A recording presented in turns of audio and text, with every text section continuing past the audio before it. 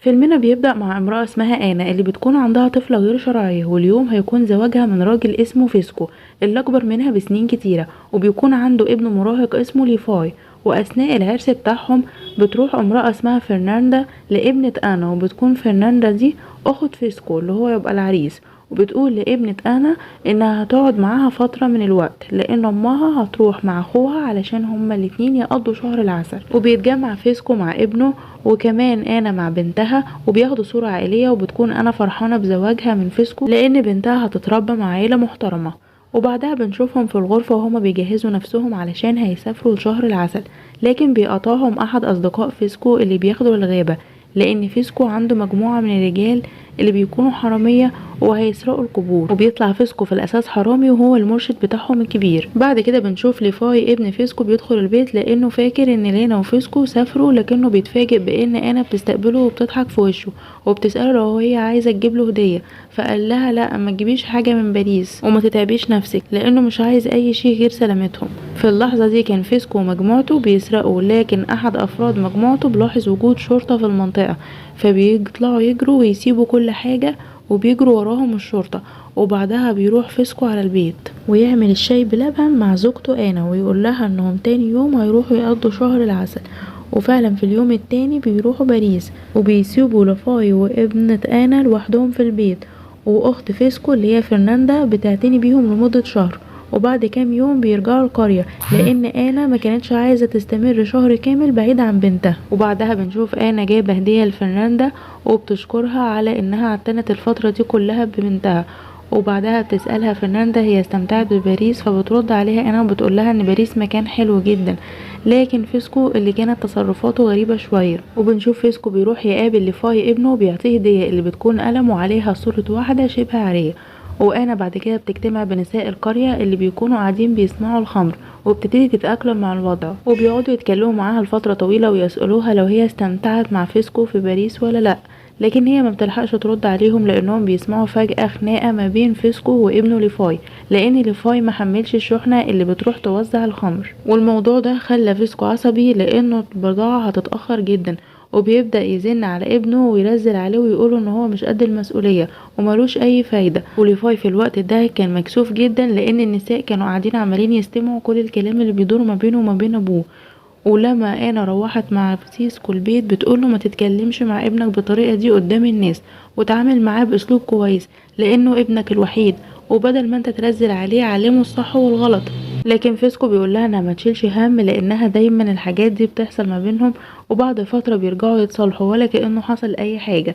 وفي اليوم التاني بيسافر فيسكو لمدينة تانية علشان يوصل شحنة الخمر، وبيقول لآنا انها تهتم بالبيت شوية لحد ما يرجع لانه هيستمر 3 ايام برا. وبعد ما فيسكو بيسافر بيروح لفاي لعمه اللي بيكون ابوه منعه من انه يشوفه، وعمه بيسأله هل الزواج غير تصرفات ابوه ولا لا، لكن بيرد عليه لفاي وبيقوله انه ما تغيرش اي شيء من تصرفاته. بعد كده بيرجع لفاي البيت بعد ما يكون اتغدى عند عمه، بس بتكون انا محضره له الغدا وبتطلب منه انه يدوق اكلها، لكن بيرد عليها وبيقول لها انه اكل بره مع اصحابه، لكن انا تطلب منه انه يقول لها مره تانية انها تعمل الاكل ولا لا علشان مش تضيع وقتها بالاكل. وبعد فتره من الوقت بتروح انا تدور على بنتها لكن ما بتلاقيهاش قاعده في الغرفه بتاعتها، فبتروح لغرفه ليفاي وبتشوف بنتها قاعده على الفراش بتاع ليفاي، وليفاي قاعد بيقرا لها قصه. وكمان انا بتتصدم لما بتلاقي ان ليفاي مش لابس اي حاجه غير الملابس الداخليه، وعلشان كده بتطلب من بنتها انها تطلع بره وما تقعدش في الاوضه مع ليفاي، لكن البنت بتكون مصره ان هي تكمل القصه مع ليفاي. وبعد يومين بيرجع فيسكو من بره وبيبتدي يلعب مع بنت انا، لكن انا بتكون قاعده في الحديقه وقاعده بتقرا القصه اللي قراها ليفاي لبنتها، وليفاي بيسالها عن الكتاب اللي بتقراه، فانا بتقوله ان هي قاعده بتقرا القصه اللي قراها لبنتها لانها عجبتها. فليفاي بيفرح بكده وبيقعد يتفرج عليها وهي عماله تقرا القصه. وبعد فتره من الوقت بيدخل عليهم فيسكو وبعد كده بيقاطعهم وبيروح قايل كلمه مش كويسه قدام الطفله، والشي ده بيخلي انا عصبيه جدا لان بنتها دنتها تسالها عن معنى الكلمه اللي قالها فيسكو. وبعدها بيعتذر منها فيسكو وبياخدها بره علشان يتغدوا بالمطعم، لكن انا بتكون زعلانه. وبعد كده بالليل بيروح فيسكو مع جماعته علشان يسرقوا القبور، لكن المره دي بيتوجهوا لنفق وبيبتدوا يحفروا حفر كبيره وبيلاقوا تمثال اثري فبياخدوا فيسكو. وفيسكو بيقول لهم انه ما يقولوش لحد. لكن فجأة باليوم التاني كل الاطفال بيتلموا على فيسكو وبيطلبوا منه انهم عايزين يشوفوا التمثال. فيسكو ساعتها بيتعصب وبيروح لآنا وبيسألها لو هي قالت لحد عن التمثال، لكن آنا بتقوله انه ممكن الاطفال يكونوا سمعوها لما حكت مع فنراندا. وليفاي ساعتها بيكون متضايق من كلام ابوه وبيلومه وبيقوله يبطل سرقة القبور والقطع الاثرية لو هو عايز ان محدش يكشفه. وطبعا فيسكو اتعصب من كلام ابنه وتعارك معاه على الغدا. حاولت آنا تهديهم لكن ليفاي بيسيب البيت وبيمشي. وبالليل بينادي فيسكو على آنا وبيعتذر لها عن اللي حصل في الغدا، لان آنا كل ما بتعمل غدا حظها بيكون نحس وبتكون فرحانة لكن محدش بياكل الاكل ده. وبعد ما بيراضيها بيحصل ما بينهم العسل بالقشطة. وفي اليوم التاني بيروح ليفاي البحر اللي في القرية مع اصدقائه، وبنشوف بنت مراهقة اسمها ستينا اللي بتكون بتتجسس عليهم وبتكون مهووسة بليفاي وبتحبه، علشان كده بتراقبه كل يوم. وبالليل بيكون ليفاي على الشجرة لكن آنا قاعدة بتقرا قصة، وليفاي ساعتها بيطلب منها انها تصعد للشجرة وتقعد معاه لكن آنا بترفض. وبعد كده بيسألها هي بتشوفه صديق ولا فرد من العيلة، فبتقوله آنا انها بتعتبره انه ابن زوجها، فبيرد عليها وبيقول لها ان هو بيعتبرها كأخت ليه. لكن آنا في اللحظة دي بتتعصب من كلامه، وبيسألها ليفاي عن حبها الاول، فبتقوله ان كان عندها ابن عم بتحبه لكن ما قدرتش تعترف له بحبه ليها لانه سافر مع اهله لاستراليا. وبتسأله هو بيحب واحدة ولا لا، فبيضحك وما بيردش عليها. وبعد فترة من الوقت بيجيلهم خبر ان فيسكو تم القبض عليه بتهمة سرقة القبور، فأنا وليفاي بيروحوا علشان يزوروه في السجن. وفيسكو بيكون واثق ان هو هيطلع بعد يوم او يومين لان مفيش اي دليل على سرقته للقبور. وبعد كده ليفاي بيطلب منه انه هيطلب مساعدة من عمه، لكن فيسكو منعه وحذره ان هو يطلب مساعدة من عمه لان فيسكو واخوه علاقتهم مش قوية، وفيسكو بيكره اخوه وعنده استعداد انه يفضل في السجن ولا يطلب المساعدة من اخوه. وفيسكو بيفكر في خطة علشان يخدع بيها الشرطة علشان يخلوه يطلع. وانا لما بتروح تشوفه بتشوفه وهو عمال يكذب على الشرطة، لكن الشرطة ما بيقتنعوش بكلامه وبيلاحظوا كذبه، وعلشان كده بيضربوه علشان يقول الحقيقة. لكن انا في اللحظة دي بتقعد تبكي لما بتشوفه، وبترجع بعدها للبيت وبتلاقي حفلة كبيرة في البيت. ولما بتدخل بتلاقي ليفاي بيقول لها ان هو عيد ميلاده النهاردة وعازم كل اصدقائه علشان يحتفلوا. فانا بتتضايق من تصرفاته لانه ابوه بالسجن وهو قاعد يحتفل، وانا رفضت انها تنضم للحفلة وبقيت في الغرفة لوحدها. ولما الحفل خلص راح لها ليفاي وساعدها في تنظيف البيت وبدأوا يتقربوا من بعض، وبدأ ليفاي يحبها يوم بعد يوم. وفي اليوم التاني بيشوفها ليفاي قاعدة بتحكي مع شخص غريب، فبيسألها عن الشخص اللي بتحكي معاه، فبتقوله انا ان الشخص ده هيساعد فيسكو انه يطلع من السجن. لكن ساعتها بيتضايق ليفاي وبيحاول يتقرب من آنا وبيبتدي يخاف وبينزعج لان ابوه اذا رجع البيت هترجع المشاكل تاني. وفي اليوم التاني كل النساء بيبدأوا يصنعوا الخمر، وانا بتروح لغرفة ليفاي علشان في حاجة دخلت في عينيه. وفي اللحظة دي بيتقربوا من بعض وبيدخلوا في علاقة حب، وانا بتبدأ تحب الطريقة اللي بيلمسها بيها ليفاي. وبعد اول علاقة ما بينهم بيبدأوا يشوفوا صعوبة بالنوم، لكن انا بتقوله ان الشي ده غلط، وعلشان كده بتطلب منه انه يبتعد عنها ويخلي في مسافة ما بينهم.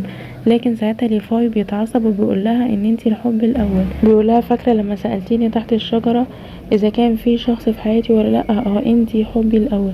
وبيفضل منتظرها قدام غرفتها، وانا ساعتها بتضعف وبتطلع من الغرفة بتاعتها وبيروحوا عند غرفة ليفاي وبيدخلوا هما الاتنين يعملوا العسل بالقشطة.